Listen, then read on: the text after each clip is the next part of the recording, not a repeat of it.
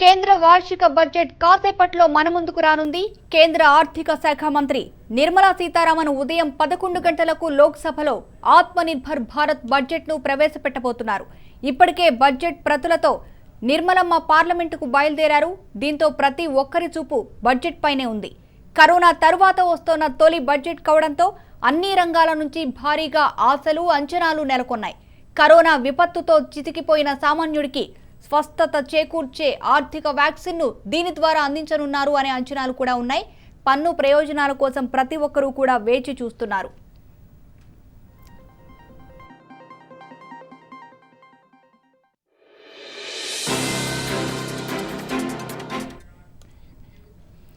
దేశాన్ని అన్ని రంగాల్లో సొంత కాళ్లపై నిలబడేలా చేయాలి అన్న లక్ష్యంతో ఈ బడ్జెట్ తీసుకురాబోతున్నట్లు అంచనా.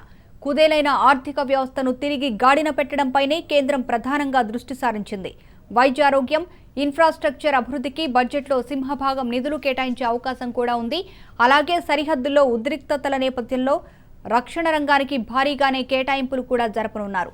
సుమారు 30 అంశాలపై నిర్మల తన బడ్జెట్లో ప్రకటన చేసే అవకాశం ఉందని ఆర్థిక శాఖ వర్గాలు తెలిపాయి.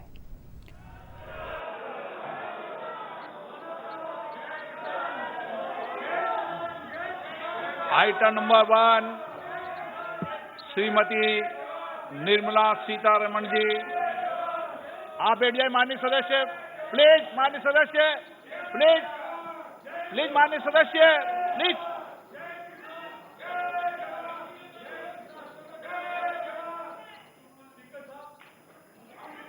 धन्यवाद जी। ऑनरेबल आपको बोलने का मौका दूंगा बजट के बाद, माननीय वित्त मंत्री जी। Honourable speaker, I present the budget for the year 2021-2022. As introduction, Honorable Speaker, the preparation of this budget was undertaken in circumstances like never before. We knew of calamities that have affected a country or a region within a country. But what we have endured with COVID-19 through 2020 is due sui generis. Have endured with COVID-19 through 2020 is sui generis. When I presented the budget 2020-2021, we could not have imagined that the global economy, already in throes of a slowdown, would be pushed into an unprecedented contraction. We could not have also imagined then that our people, as those in other countries, brought about due to a health crisis.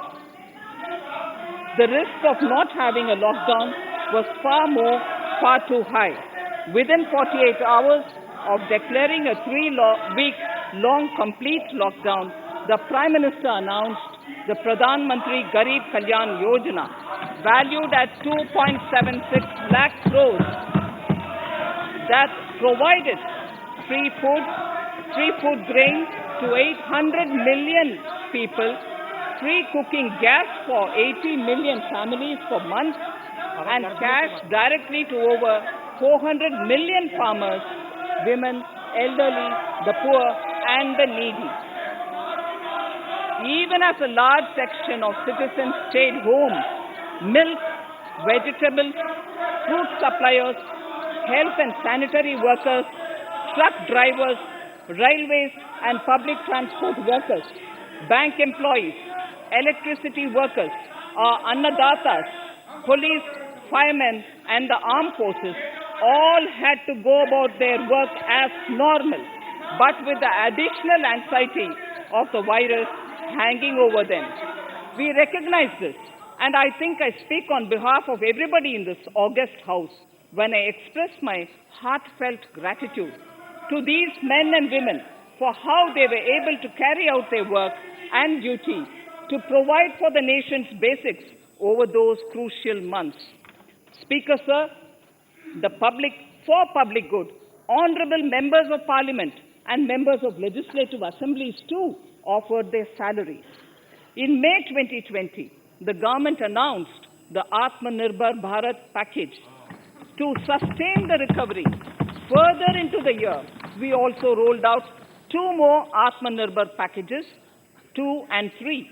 Total financial impact of all the Atmanirbhar Bharat packages, including measures taken by the RBI, was estimated to be about 27.1 lakh crores, which amounts to more than 13% of our GDP. As a government, we kept a watch on the situation and were proactive in our responses. The government, led by the Prime Minister, stretched its resources to deliver for most vulnerable sections of our society, the poorest of the poor, the Dalits, the tribals, the elderly, the migrant workers, and our children. The Pradhan Mantri Garib Kalyan Yojana, the 3 Atmanirbhar packages, and announcements made later were like 5 mini budgets in themselves. The Atmanirbhar packages accelerated our pace of structural reforms, redefinition of MSMEs, commercialization of the mining sector, agriculture and labor reforms, privatization of public sector undertakings, one nation, one ration card, production-linked incentive schemes are some of the notable reforms carried out during this period. Faceless income tax assessment, DBT, and financial inclusion are the others.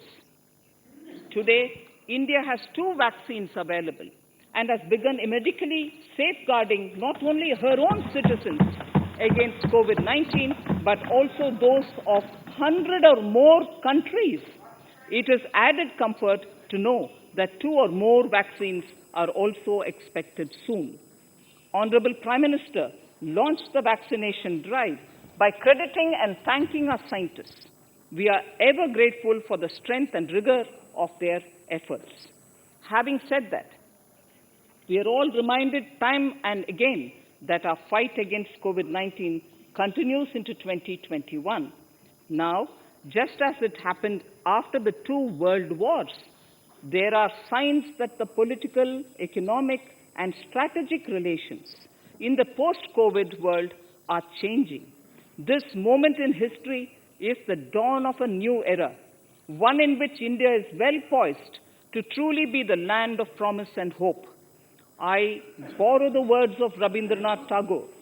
Faith is the bird that feels the light and sings when the dawn is still dark. Faith is the bird that feels the light and sings when the dawn is still dark. In this spirit, I can't help but recall the joy that we as cricket-loving nation felt after the Team India's recent spectacular success in Australia.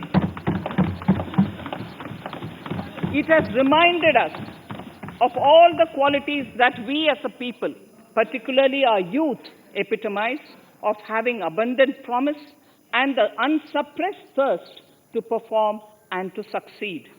Today, data shows that India now has one of the lowest death rate of 112 per million population and one of the lowest active cases of about 130 per million.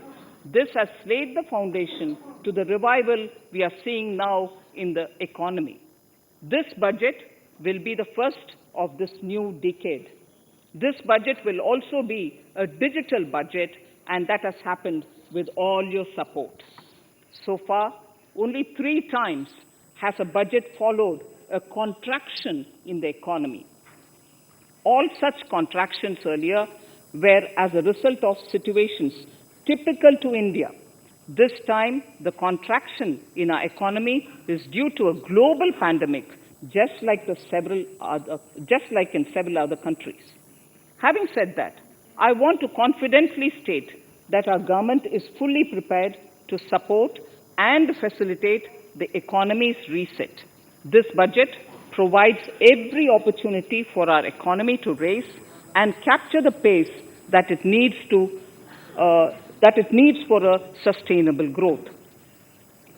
2021 is the year of many important milestones for our history. I mention a few of these. It is the 75th year of independence, 60 years of Goa's accession to India, 50 years of the 1971 India-Pakistan War. It will be the year of the 8th census of independent India.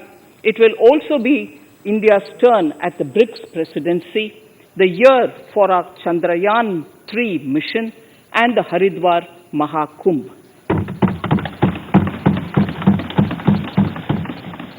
Honorable Speaker, before I commence Part A of the budget, I want to take a moment to acknowledge how isolating and distancing seemed like insurmountable challenges for a country like ours that has people coming together in times of crisis.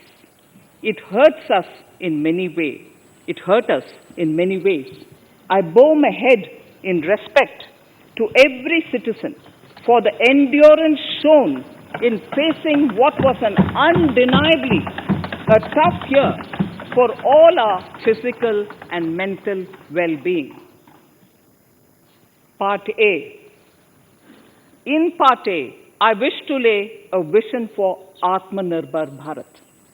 Atmanirbhar Bharat or Atmanirbharta is not a new idea. Ancient India was largely self-reliant and equally a business epicenter of the world. Atmanirbhar Bharat is an expression of the 130 crore Indians who have full confidence in their capabilities and skills.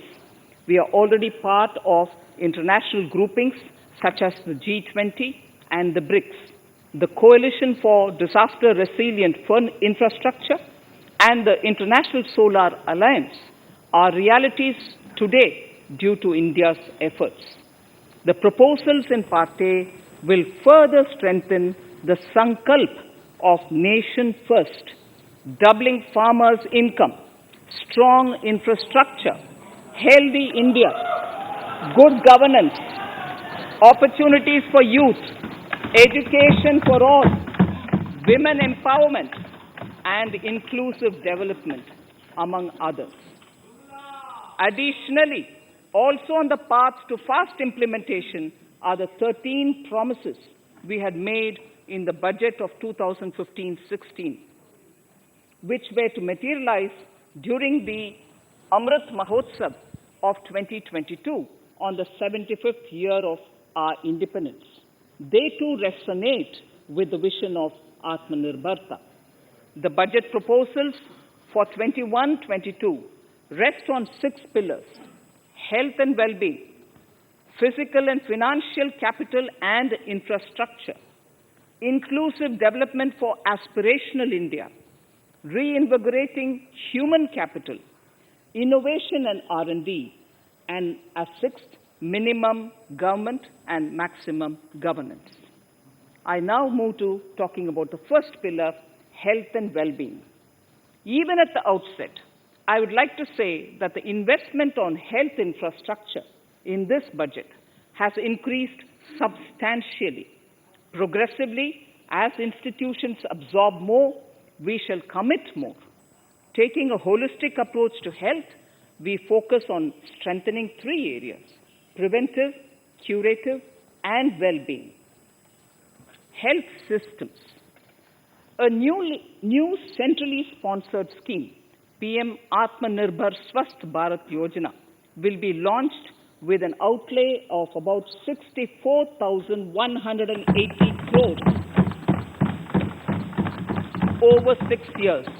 This will develop capacities of primary, secondary, and tertiary care health systems, strengthen existing national institutions, and create new institutions to cater to detection and cure of new and emerging diseases.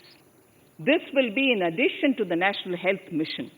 The main interventions under the scheme are support for over 17,000 rural and 11,000 urban health and wellness centers, setting up integrated public health labs in all districts, and 3,382 block public health units in 11 states, establishing critical care hospital blocks in 602 districts and 12 central institutions, strengthening of National Center for Disease Control, its 5 regional branches and 20 metropolitan health surveillance units, expansion of the integrated health information portal to all states and UTs to connect all public health labs, operationalization of 17 new public health units, and strengthening of 33 existing public health units at points of entry, that is, at 32 airports, 11 seaports, and 7 land crossings. Setting up of 15 health emergency operations centers and 2 mobile hospitals. And setting up of a National Institution for One Health, a regional research platform for WHO, World Health Organization, Southeast Asia Region Office, 9 biosafety level 3 laboratories, and 4 regional national institutes for virology. Nutrition. To strengthen nutritional content, delivery, outreach, and outcome, we will merge the supplementary nutrition program and the Poshan Abhiyan and launch the Mission Poshan 2.0. We shall adopt an intensified strategy to improve nutritional outcomes across 112 aspirational districts. Universal coverage of water supply. The World Health Organization has repeatedly stressed the importance of clean water, sanitation, and clean environment as a prerequisite to achieving universal health. The Jal Jeevan Mission Urban will be launched.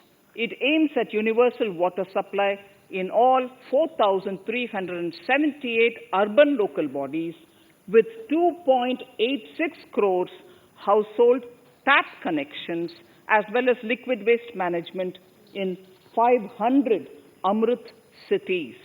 It will be implemented over 5 years with an outlay of 2,87,000 crores.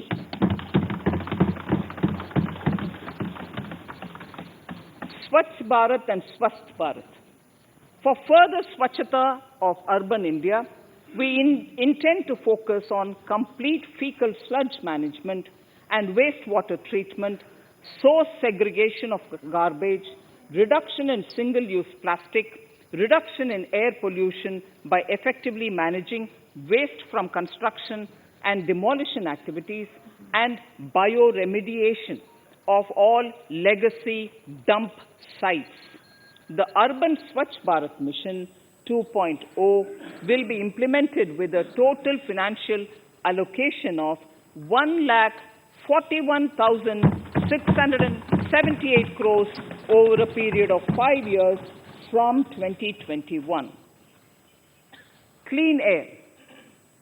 To tackle the burgeoning problem of air pollution, I propose to provide an amount of 2,217 crores of rupees for 42 urban centers with a million-plus population in this budget.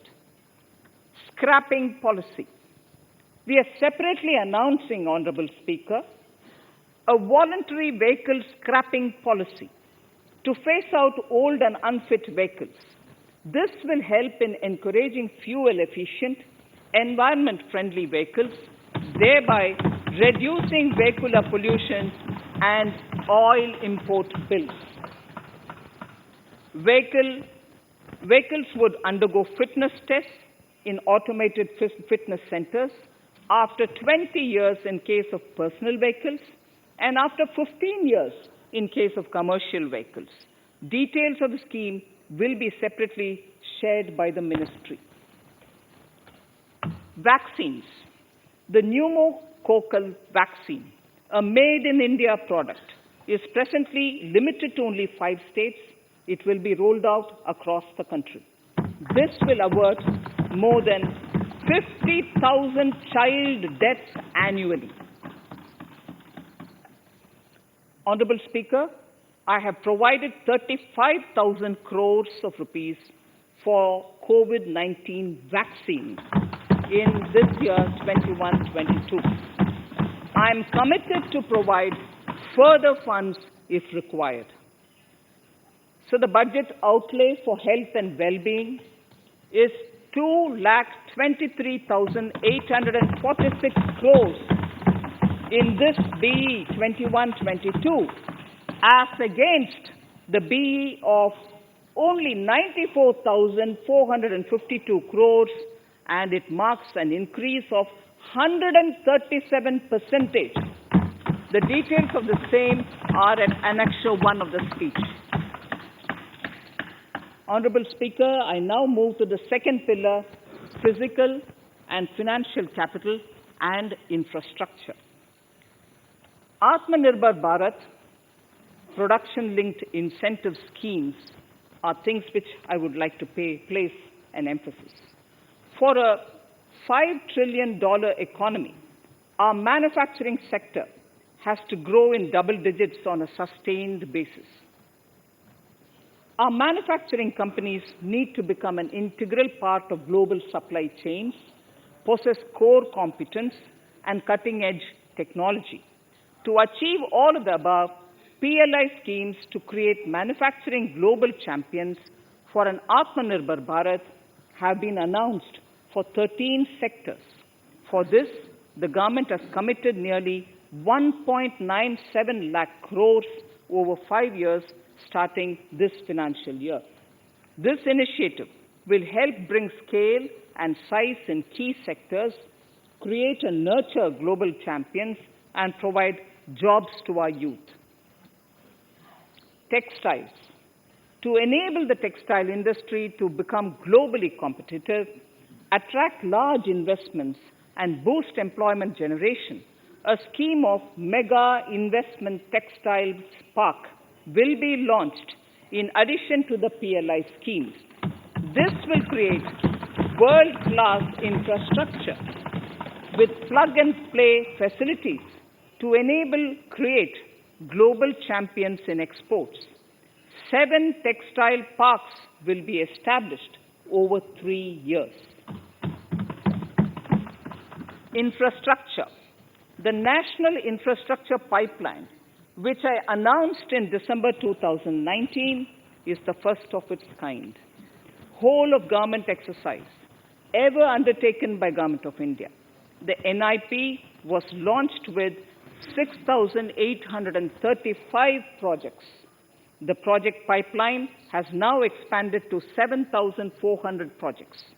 Around 217 projects worth rupees 1.10 lakh crores under some key infrastructure ministries have been completed. The NIP is a specific target which this government is committed to achieving over the coming years. It will require major increase in funding from both the government and the financial sector. In this budget, I propose to take concrete steps to do this in 3 ways. Firstly, by creating the institutional structures. Secondly, by a big thrust on monetizing assets. And thirdly, by enhancing the share of capital expenditure in central and state budgets.